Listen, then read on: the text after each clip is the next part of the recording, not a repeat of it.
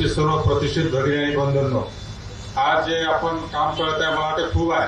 म्हणजे इतकं चांगलं आहे. पदयात्रा बऱ्याच लोकांना पटत नाही, परंतु पदयात्रेसारखं पॉवरफुल कोणतं साधन नाही ते आपण स्वीकारताय. त्याबद्दल तुझं खूप खूप धन्यवाद करतो.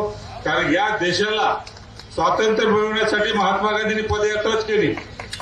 राहुल गांधीने ज्यावेळेला त्यांचे 2019ला 44 लोकसभा सदस्य होते आणि त्यांनी पदयात्रेद्वारे ते 99 करून दाखवले. ही शक्ती आहे. आणि म्हणून तुम्हाला कोणी कमकुवत आलंय तर हे शस्त्र अस्त्र मजबूत आहे. त्याबद्दल आपलं अभिनंदन करतो. आणि शेतकऱ्याच्या बाबतीत आणि प्रदेशात नुसतं शेतकऱ्याच्या बाबतीत करत नाही, अन्यायाच्या बाबतीत करतात, बेरोजगारीच्या बाबतीत करतात. वेगवेगळे शिक्षण जे आहे जे विषय आहे त्यासाठी महाराष्ट्रभर काम करतायत. परत त्यांना धन्यवाद देतो.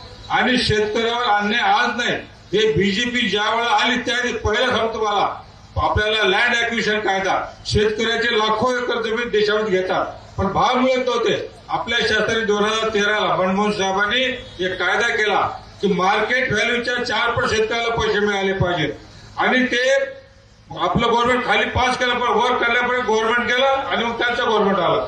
त्यांनी मान्य केलं, पण त्यांनी एक अट टाकली की शेतकऱ्याला कमी भाव आहे म्हणून कोर्टात जाता येणार नाही. राहुल गांधीच्या नेतृत्वाखाली सारे एक पक्षाने झाले, 2 वर्ष भांडले. शेवटी नाक घासून मोदीला म्हणावं लागलं की शेतकऱ्याला कमी भाव वाटत असले तर ते कोर्टात जाऊ शकते. ही एवढी ताकद काँग्रेसची आहे.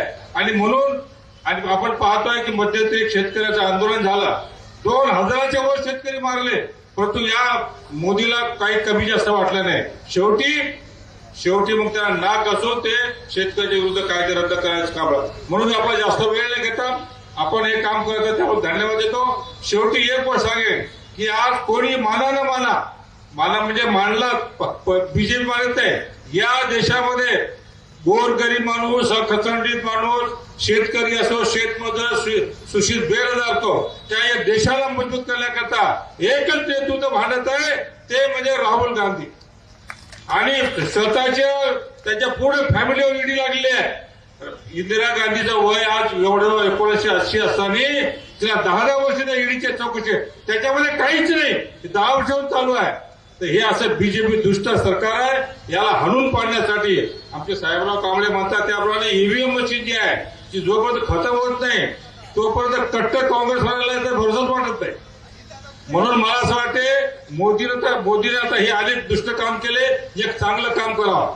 जगात लोकशाही टिकवायची असेल तर या मोदीला हंटर लावून ईव्हीएम मशीन रद्द करायला हवा, एक तर चांगलं काम करावं लावा.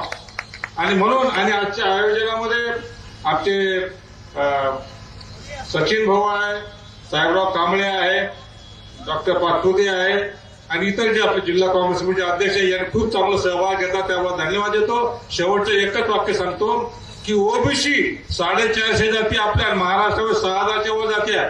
हे संघटितरित्या जोपर्यंत काँग्रेस सोबत येत नाही तोपर्यंत आपल्याला चांगले दिवस येत नाही. त्याचं कारण असं आहे. आणि देशामध्ये राहुलचे असं एक नेतृत्व आहे की जे म्हणते ओबीसीला 27% रिझर्वेशन नाही पाहिजे, त्यांना 42 ते 45% रिझर्वेशन पाहिजे आणि त्यासाठी सर्वे मागत आहे. म्हणून आपण त्याच्या पाठीशी राहावं. एवढे बोलून माझ्या दृष्ट्या समाप्त करतो.